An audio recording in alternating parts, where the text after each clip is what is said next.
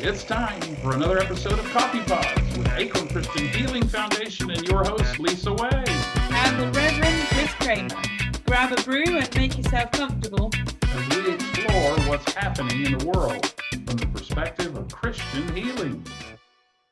Hello, good to be back with you, Chris. I'm angry today, and I want to talk about what it's like to be mad. Oh no! Do you know what? For those who are listening and watching, your face was brilliant in that because you were smiling while you said it. It was a giveaway. But why are you angry? What makes you angry? Because I have to shave every day, and I hate it. It's too hot to shave. It's too hot to even eat. I'm just miserable in this English heat right now. We're having a heat wave over here, and then you turn the television on, and there's heat all around the world with angry people and bombs and wars, and I'm just sick and tired of being sick and tired. Actually, I think there are a lot of people feeling like you at the moment. Everything just feels up here, doesn't it? And it really gets. So maybe that's something we need to talk about today. That might be this theme of the whole day today, is to talk about anger and peace and reconciliation and how in the world to navigate the chop of the world at the moment. It sure feels like the boat is rocking. It does. I was just going to say, how long have we got? Because there's a lot. Today should be part one. Part one. Why did we start by saying this is part one in case we need to have a part two? You say you're angry. How do you feel when you're angry? Like what goes on inside you? I don't know. It's I guess in my brain, I always go to the scripture where Jesus finds the money changers in the temple. And it's like my go-to scripture for rage and anger, because I imagine Jesus walking into the temple, this place that's supposed to be the holy place to celebrate God the Father and the tradition of Abraham and Moses. And there they are changing shekels and ripping people off. And Jesus walks into that, and we're told in different accounts, one account he has a cord of leather, and he's like whipping people and flipping the tables and throwing stuff. You can imagine all the birds. I always think about the chickens and the feathers flying, because you've got all these birds for sacrifice that are being sold. And so he comes through just like a terror and throws it all up in the air. And he's furious because he's like, you've turned the house of my father into a den of thieves. And so when I think about being angry about something that is out of my control, I just sort of think that Jesus actually shares that passion, that real righteous indignation. And so that gives me a bit of comfort, although you can't let your anger play around inside of you too much, or you end up lashing out and doing things that become regrettable. You can't punch someone in the nose because they've made you mad, even though you want to punch them in the nose. Yeah, definitely.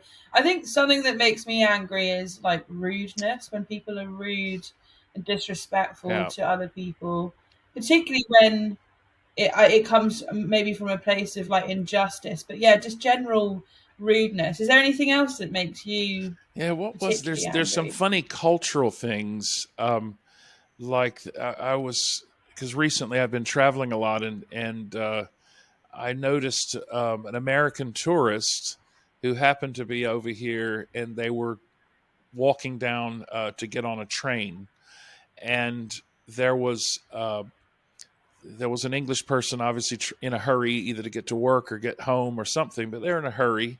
So you have the tourist with the suitcase, and you have the local person. Yeah. And the local person goes to pass on the appropriate side. Well, the Americans turned around in their brain. And then there's this moment where the American thinks they're being very polite, and they say, "Oh, excuse me." The English person turns back to them and goes, "Excuse me?" Because over here, "excuse me" is like saying, "Hey, get out of the way. Who do you think you are?" Yeah. But the American thinks they're saying, "Oh, sorry." And so it's a completely different way of understanding. And those two cultural those cultures collide in that moment, and then you notice there's an awkwardness with both of them because both are right and yet both are wrong. And so there is a kind of interesting thing when you witness somebody getting fired up, because it can escalate. It's kind of funny. You'll watch and somebody has to disengage and say, no, you misunderstood me. I was saying, I'm sorry. I'm sorry. I'm in your way. And so sometimes you'll even find people they'll double their comment to say, I noticed, like, going into a shop or something, after you, no, after you, no, really, after you. And it's kind of it's this English competition to see who can be the nicest, which is a great thing. I mean, there's something about English culture where we really are intent on being seen as the nice guy. But it's so weird. But then England is the place of the greatest levels of passive aggressiveness that you've ever seen in the universe. That does not surprise me. It's the other thing that's kind of interesting is even the word mad. When someone says, I'm so mad. Well, when I was raising our children, somebody would say mad and people would turn around and look and say crazy, insane. So madness and being mad are very different things. And so when someone says, I am really cross with you, I am mad. But if you said I'm cross to an American, they would kind of go, cross? What does that mean? Oh, you're not happy. And so I would argue that sometimes there is madness in our madness, that we actually have anger that makes us a bit crazy. And so if we can find a way to disengage the madness from our madness, that we could actually find a way to live a better, more wholesome life and to be more functional, because that's the worst thing in the world, to feel dysfunctional, because our madness robs us of our clarity. Because, when you're angry, when you're cross, you just want to throw the toys around the room and stomp your feet. And so you lack the ability to kind of intellectually look at the lay of the land and figure out what are the possible solutions here where I might be able to get some of what I want, but at the same time, I'm not causing this massive disruption.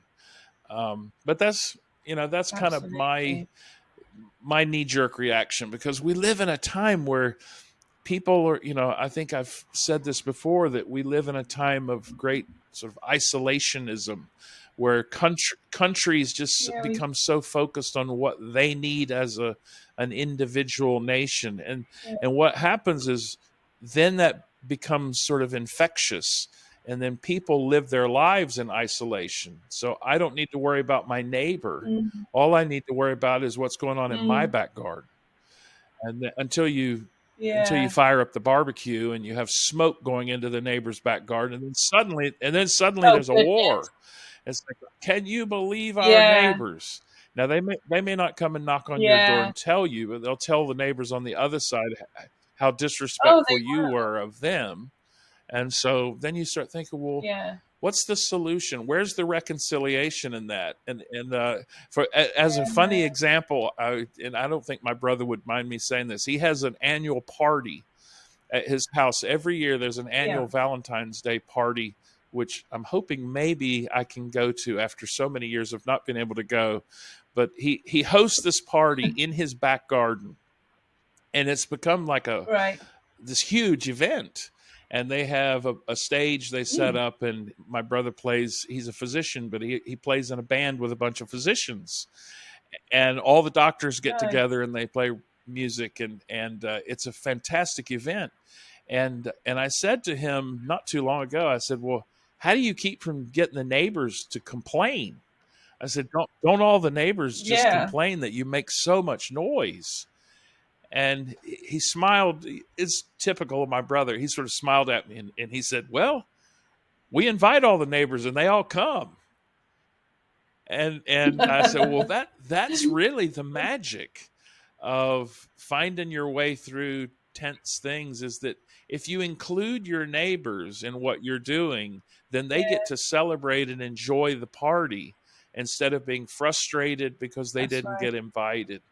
And so in Very conflicts in the good. world Yeah. and all the other things that are going on, you start thinking, if we treated our neighbors as guests at our party, then that would change the way we interact Mm. with them, surely. It gets me thinking though as well when you're just talking about your brother in that situation kind of knows what to do, but stuff like anger and other sort of mental journeys and struggles, we so often would be referred to specialist support. So I'm just thinking of something like anger, the benefit of having cognitive Yeah. behavior therapy, giving you the skill set to be able to respond differently Mhm. in situations like when anger takes over. And then I just suddenly think, okay, it's not just individuals who are angry. That, like you say, there's Mm. world conflicts. So something like Yeah. CBT would it be as Mm. effective? I don't know, but there is so much complex stuff when it comes. It's not Yeah. just I'm angry. There's a lot maybe deeper down that needs to be Mm. dealt with. And you actually provided for this podcast a really helpful quote by Mark Oh, Twain. Do you want to read it to us, Chris? Mark If you Mark got it there, Twain if said, not, I can. anger is the acid that can do more harm to the vessel in which it's stored than to any on which it is poured.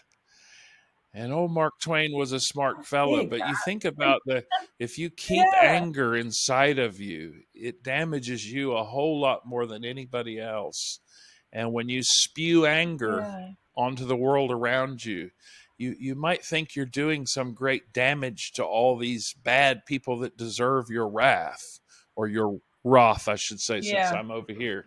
It's one of those words I never can do, wrath and wrath. It just I always say wrath, and then people say, "Are you American?" And I thought, I've always known you've it been as wrath. corrupted by us Americans. So, oh dear, just don't start saying butter and better and batter. If you stop pronouncing your T's, you'll lose your passport. They'll I throw you know. out. But no, I think that I think it's interesting that people hold on to anger, and you're right, CBT, cognitive behavioral therapy, where you're just aware of yourself, your actions, your impulses, and your responses. It goes back to kindergarten when you see the teacher look at the little boy and say, use your words, count to five, Yeah. count to five. Because what you're doing is you're creating these moments where you stop and you think and you breathe and you slow yourself down. You're aware, because that's the whole idea of cognition and being aware of your behaviors and what your triggers are and these things. Because if you're aware of it, you can change it, you can modify, you can change your impulse control. And yet so many people just hit the horn in the car and say, F you, and just, it's just like this impulsive release of steam that happens. And when it happens on a national scale, it can be super frightening, because suddenly you have people that are mad and they're fed up, and they just say, they push a button, they give an order, and next thing you know, a bomb has gone off somewhere, and they say, see, we told you that we were cross, we were angry, and you didn't believe us, and we threatened you, and we said, if you do this again, we're going to punch you in the nose, and we just punched you in the nose. What are you going to do about it? And so that whole escalation of national tension and all, that's where I think I find it really scary right now, because the world does feel scary, especially to children. I don't know if you've talked to a child recently about what's happening in the world, and people leaders of nations should be forced to sit down with a group of 20 under 10-year-old children, and they should look at those under 10s and they should ask questions about war. They should ask questions about the environment and global warming and climate change and all these things. Listen to the children. Listen to these children who are going to live into many, many, many years after these world leaders are dead and gone. And they should listen to what these children say, because that, to me, is the way to set a better course for a less angry future, a more peaceful future. I think I found a cartoon. It wasn't a cartoon. It was like an illustration of a place that was on the border between Slovakia, Austria, and Hungary. And the reason Slovakia has been on my brain is I used to dance with the Bailey Mountain Cloggers. Believe it or not, long time ago, I was a dancer at university. And they are actually representing the United States of America in a global dancing program in Slovakia as we record this today. And nice. then I bumped into this place because there's a lot of focus on borders and nationalism and people having porous borders. There's a lot of conversation in the UK about migration of people and immigration and things like that. So it's a hot topic around the world. And I bumped into this fantastic picture of a picnic table when I first read about it, I thought this doesn't exist. And then I looked it up online and it does. And I have a picture in front of me right now. There is a picnic table on the border between Slovakia, Austria, and Hungary, where the three countries come together at a point. And I'd love to know more about this table. I probably will go read about it. Someone built a picnic table. Yeah. It's a triangular shaped picnic table. And the idea is people from these three nations can come and have a picnic at the table, which sits upon the border between the three nations. It's not a fence with razor wire. It's not some imposing barrier, keep out, stay away. It's an image of neighborliness. It's so inviting because you see this empty table and you think, gosh, I'd love to have a packed lunch. And you go to the table and who will I meet today from Slovakia, and will they share their piece of fruit with me? It's an image that really says so much to me. Maybe I'm a bit crazy because I know there are real needs for border protection and all this kind of stuff, and this is a bit of a utopian concept, but it is so nice to think about borders which are welcoming instead of imposing, that are friendly and rather than anger producing and tension rising. And that someone's actually thought the world needs this sort of thing. It gives you hope that there are people out there who have good hearts and want to see change.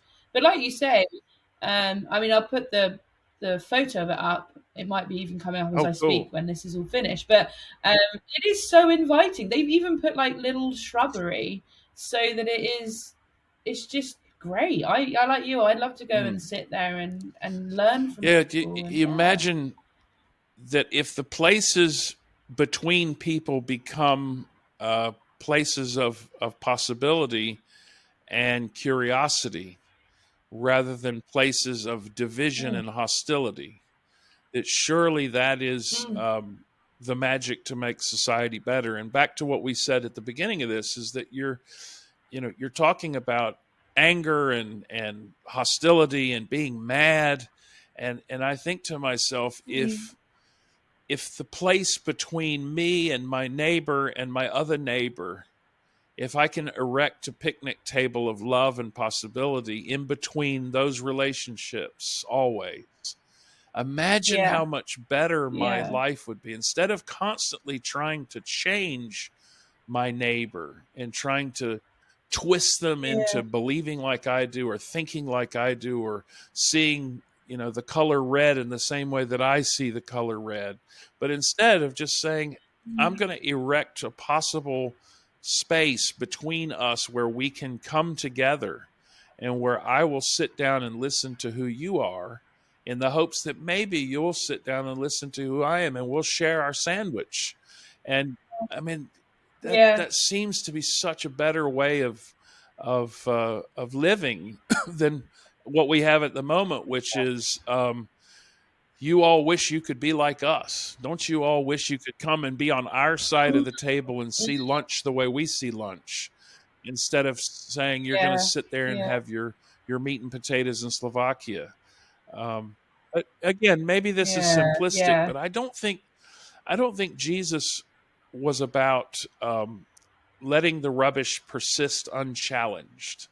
And I think when I said that Okay. I really think about the money lenders in the temple, I think Jesus looks at a situation like we have in the world right now, and I think it offends him. I really think it deeply offends the heart of God that he sees all of his Yeah. children. We're all created in his image.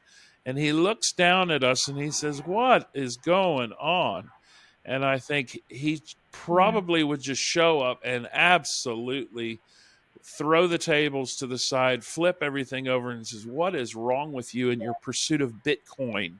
You know, this world has become so Absolutely. consumed Yeah. with greed and wealth and power and control, and it's lost its sense of love and gentleness and sweetness and art.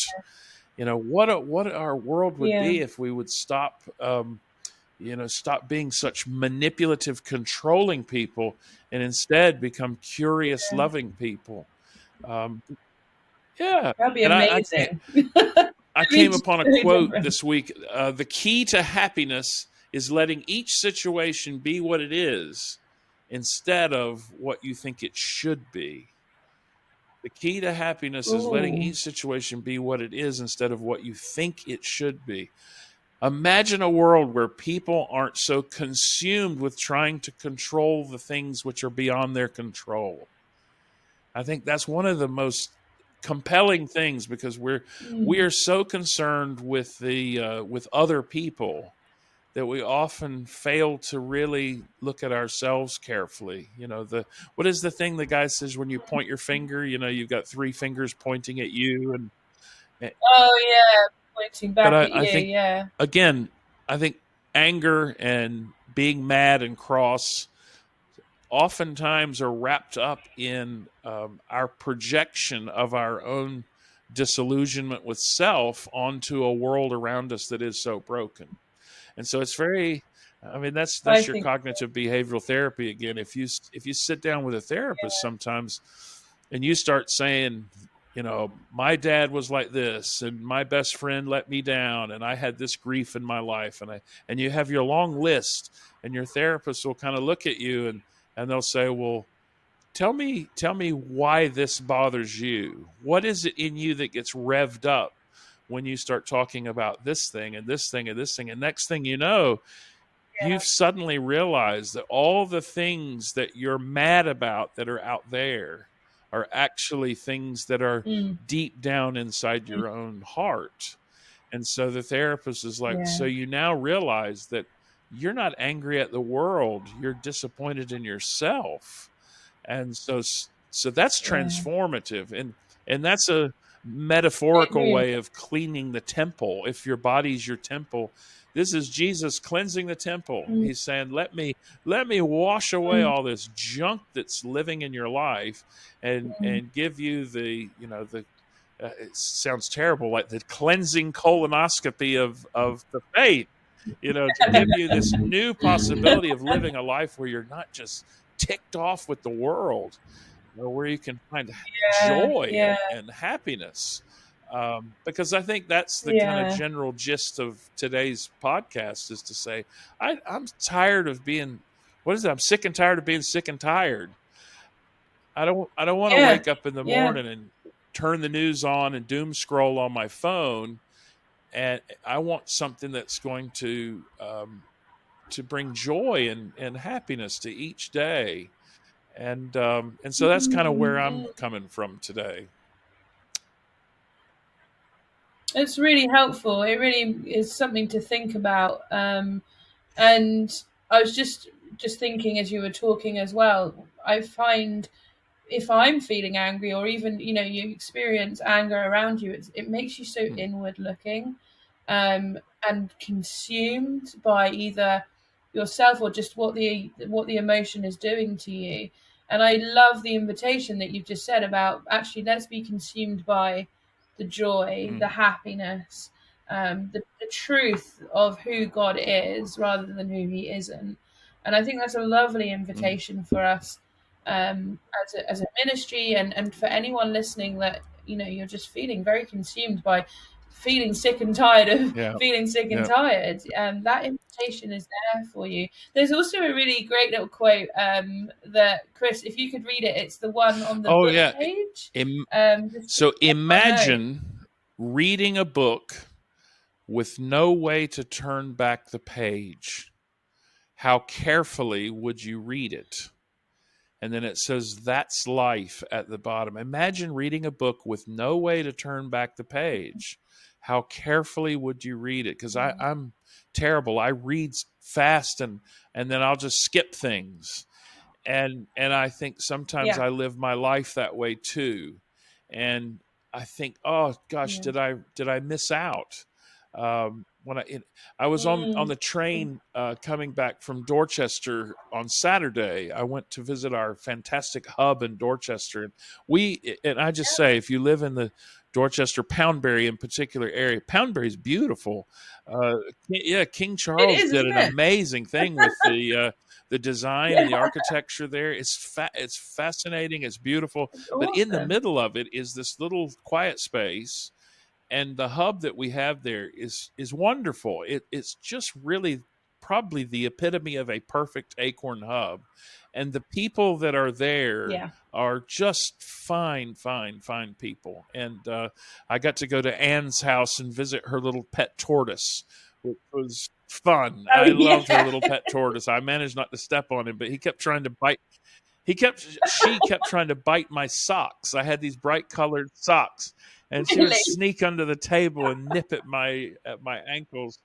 But I think the train ride there, it's long, but it's so beautiful.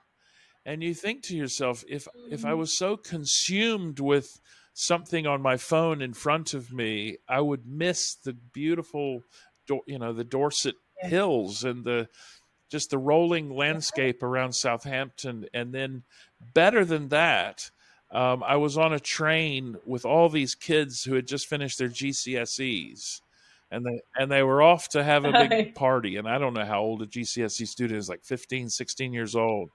And so they were all excited they go, it was really quite funny because immediately they go, you American? I was like, yeah. Where are you from in America? And so, I'm like, my go-to conversation is always, well, my daughter does TikTok. My daughter has a TikTok account. And we do TikTok. So immediately they whip out their phones and they find my daughter's TikTok account.